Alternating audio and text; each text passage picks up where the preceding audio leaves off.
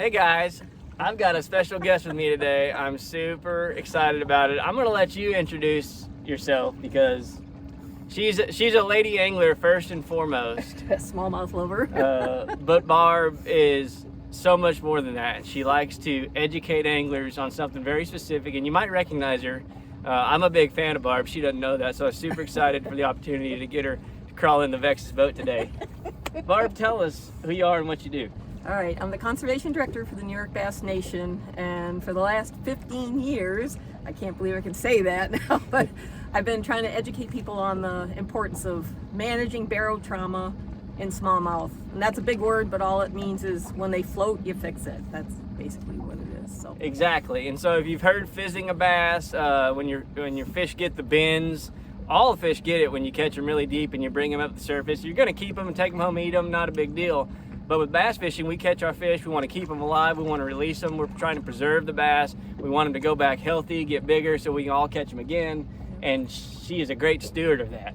Something that a lot of people from the non-northern parts of the country don't realize is that guy there. Yeah.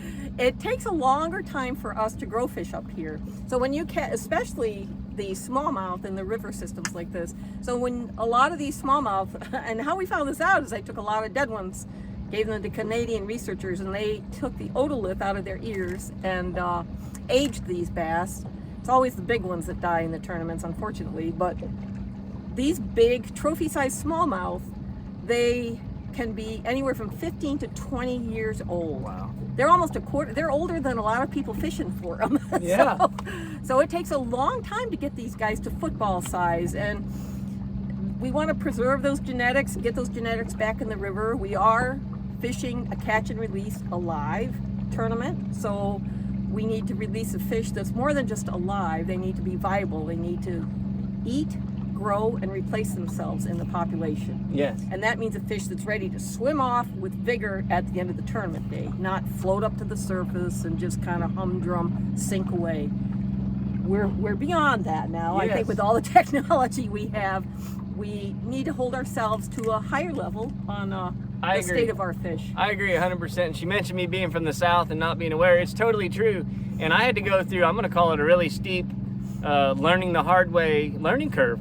As I started getting in tournament fishing and catching fish down south, even in Oklahoma, I catch them deep and they would need to be fizzed, and I didn't even know what that was.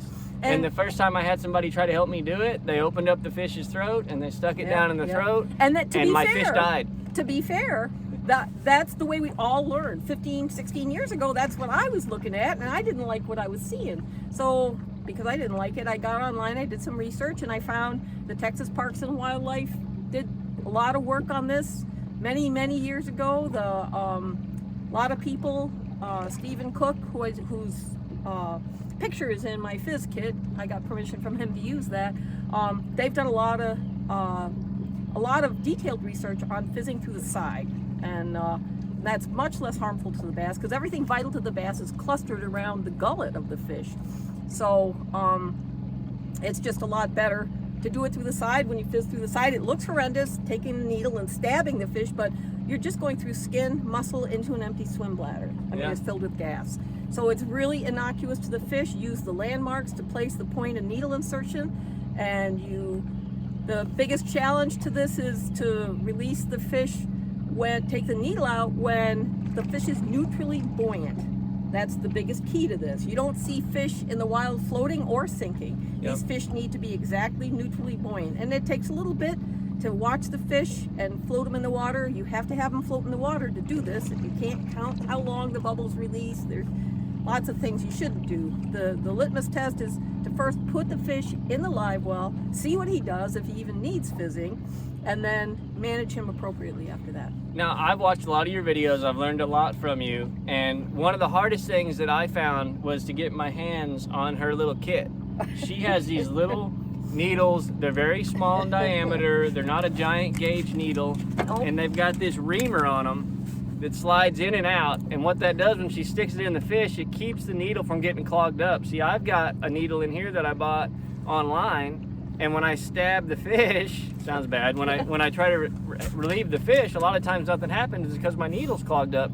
And as an angler, if you're new to this, you might think I stuck it in the wrong spot, and you what start happens. sticking it somewhere else, and that's when you get in trouble. And it's all because your needle was clogged. It's not because you stuck it in the wrong spot.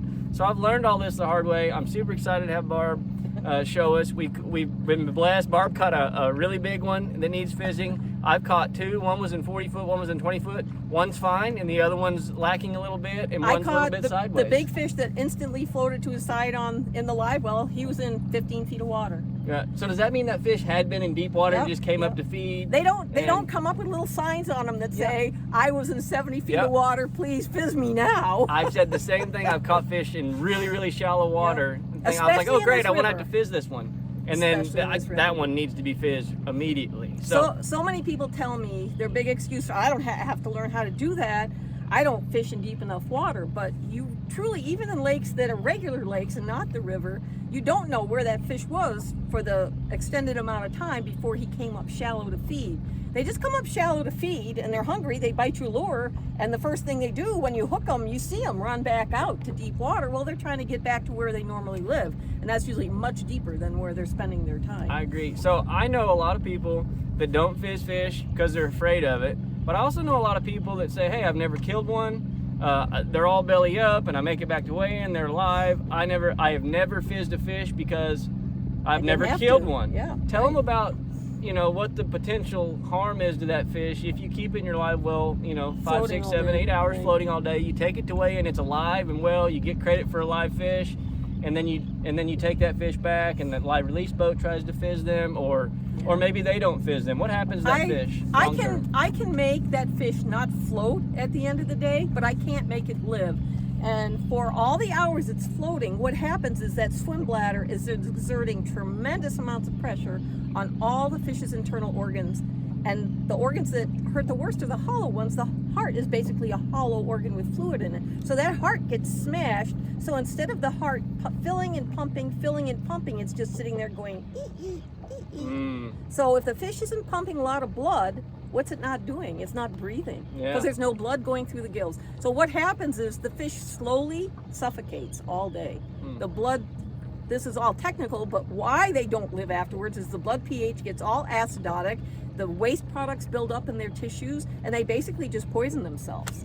So if you fizz a fish, say you catch a nice fish and you waited like 15 minutes, like this big one that we have in here, I would have fizzed that fish immediately, but we're getting it for this video, which is very important. And so if you wait 15 minutes to fizz your fish and you fizz that fish will kind of sashay down to the bottom of the tank, and you'll think, oh, I just killed that fish. But really what's happening is it's finally getting blood flow through the gills, and it's finally getting its physiology back to where it can manage itself and be upright. So it's really, really detrimental. The longer you go, the worse the outcome is for the fish. That's really helpful. Now, you mentioned something. You would have fizzed that fish right away. Now, if you were just catching the fish, having fun, and releasing the fish, you would just let the fish go. There's no reason to fizz it unless you're going to keep it in shallow water in your live well. In your live well, right. But I have had people tell me when they catch fish real deep, that they let it go and it just came back up to the surface. I've seen that, yep. So, and if you can give it a good plunge, get it plunge, going. Nose down, arrow, hydrodynamic, send off. If it gets past that first 2 feet, you can usually, the swim bladder's already shrinking. It doesn't take much.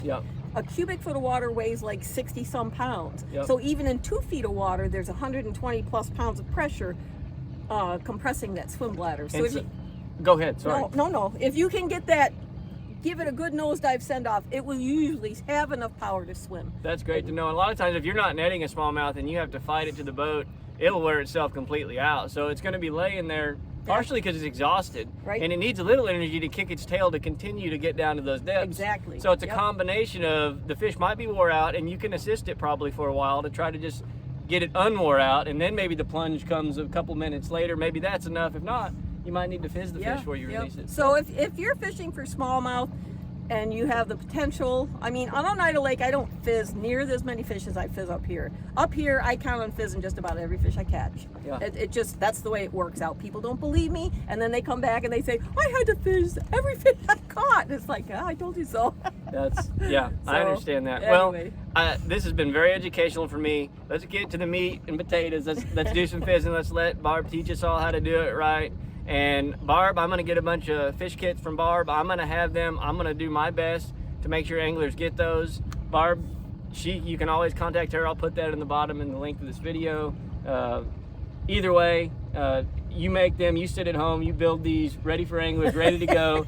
I don't know what I'll come with. I'm about to get my first fish kit. Oh, I should have brought it over. You can show a picture at the end. We'll show you at the end. And then, you know, it's cheap too. What do you sell them for? $10. $10. Help cover the needles shipping. in there. Yep. 2 needles in there, detailed instructions, which I wrote long before I had good video, but it has lots of information in there. Everyone should read them. Nobody does, and I can tell by the questions they ask me after. That they haven't. Well, there's a lot of good videos out here. This will be one. There's several other out there. If you just look up Barb Elliott. There's also a lot of misinformation on the internet. Most every instruction that you hear about fizzing fish through the side, it says count 3 scales back from the pectoral fin. On a big smallmouth, you'll see there's way more than three scales. We use landmarks, and what using the landmarks does is it moves that needle insertion point depending on the size of the fish. So on a small fish, it might look like, and in the diagram, it might look like it's 3 scales, but on this big fish, you'll see it's way more than 3 scales back. Okay, well, let's show you the fish, and she'll show you what to do. We've got a big one in there. We've also got a couple of 3-pounders. So let's do it. Yep. Okay. Monitor the fish. So here we go. So this is what the fish look like when they can't manage themselves. That's the big one I caught a few minutes ago. You can see he's definitely overinflated. Yes. So wherever we want to lay the fish, whether it's on carpet, we want to make a wet surface for them because you don't want to remove their slime coat. These plexiglass lids actually help a lot for that. I was going to say. Nice smooth surface. You see, he's not exhausted yet, but he's not liking it. Yeah, he's okay. All right, calm down. All right. This for you if you want. Oh, that's okay. It doesn't matter. You can leave it open. Now, this guy, he's not helping us. What you do is count to the base of the 4th spiny ray. 1, 2, 3, 4. And that's basically about halfway through the spiny ray. And you draw a line down to his poop hole. And then you come directly off that fin. And you can actually see, if you go off the point of this fin, all right, it's okay. You can see where the high spot is, and that would be right about there. Slide the reamer out of the way. I can help you. Nope. Oh, good. Use your teeth. Yep. Lift that scale up. Just lift up the arch of the scale.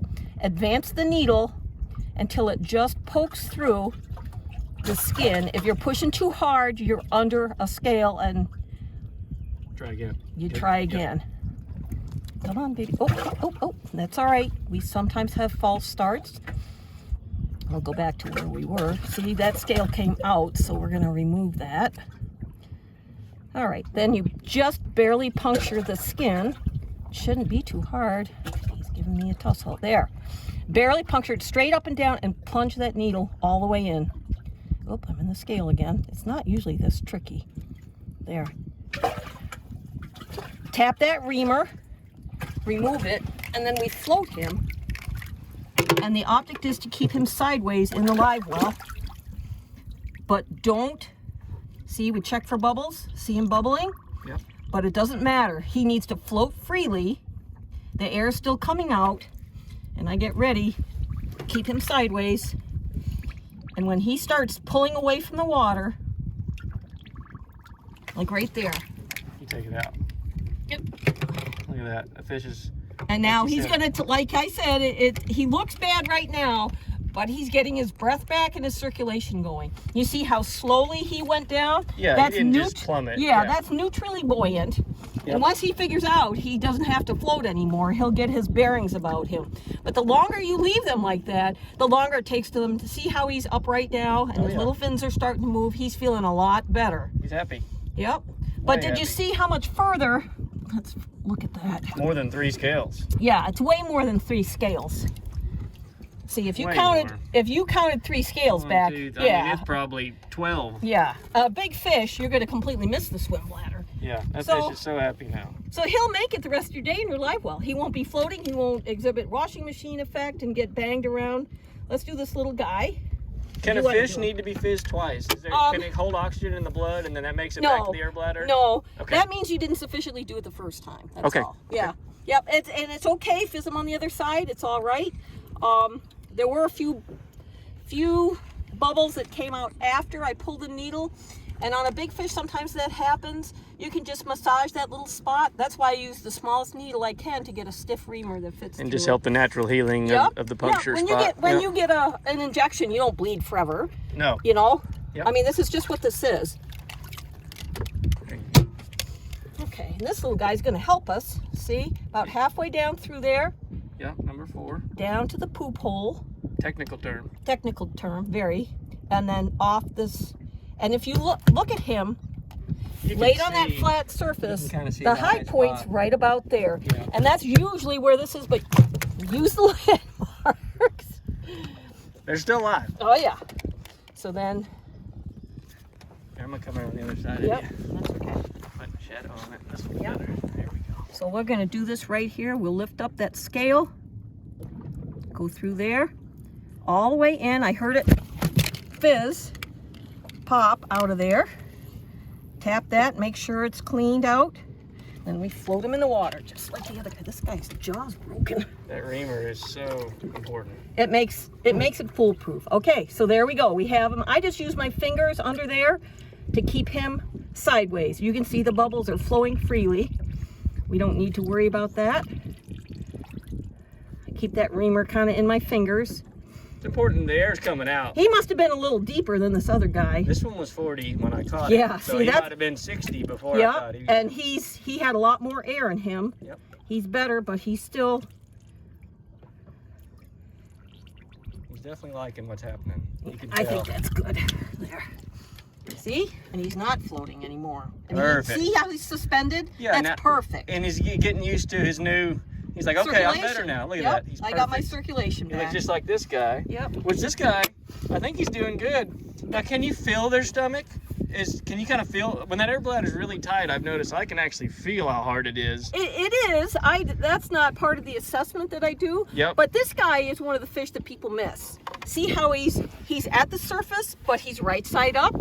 People think they don't need to fizz that fish. That's wrong. Yeah, he's not down at the bottom. No, he should be like these guys. He's better than they were. He's Right. probably got less air, but he's still struggling, and you don't realize that because he shouldn't be at the top. Yeah, the fish do not float. You do not see fish that look like this in nature. You're What right. we are trying to return them to while we have them in our captivity is we want to get them back to neutral buoyancy. That fish is not neutrally buoyant. I agree, 100%. I just learned something. Yep, we're gonna It makes complete sense once someone tells you.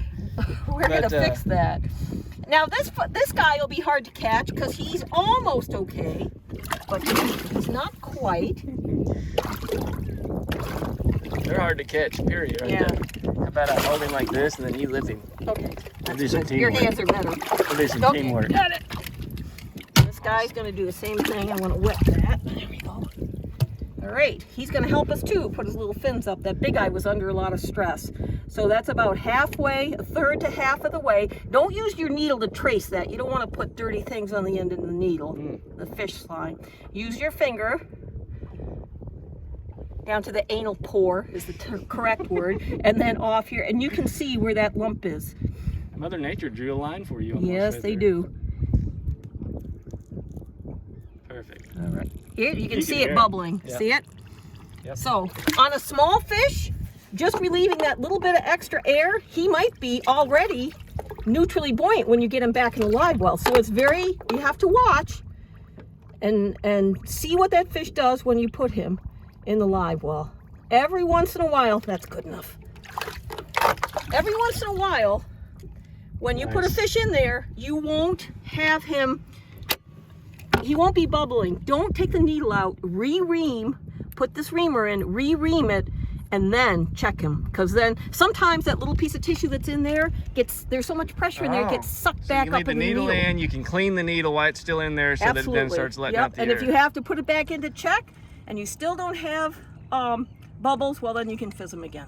Look at them. See, they're beautiful. Look how all three of those fish are super happy now. Yep, they're perfect. That's awesome. They're gonna be really happy in a second because we're literally gonna put them back in the water. But we're gonna weigh Barb's big one because we didn't get to weigh it. And yeah, I didn't get to we weigh think it it's a 5-pounder. So. Oh, I'm happy. Well, All right, so here is Barb's best fizz kit. This is how you get it for $10. You get this right here.